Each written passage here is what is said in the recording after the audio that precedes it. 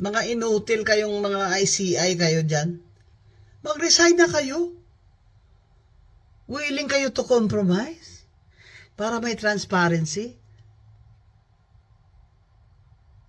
Ang gagago nyo talaga, no? Kayo pa willing mag-compromise sa amin, sa mga tao.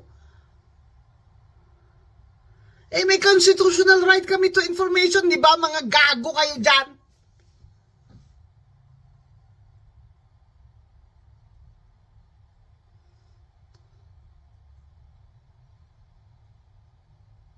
So, sawa na kami sa mga katutaan nyo, mga kahayupan na walang mananagot. Walang mananagot. Si Romualdez pa ngayon ang hero? Aba, putang ama! Ang mastermind pa? Ang mag-state witness? Eh, yun ang i-recommenda nyo, mga ICI kayo, mga inutil kayo.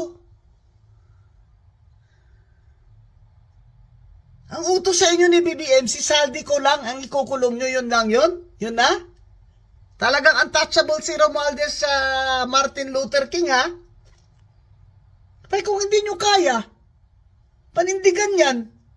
Yung putang aman yung ICI na yan, wala nang trust ang tao sa inyo, ay mag-resign na kayo lahat.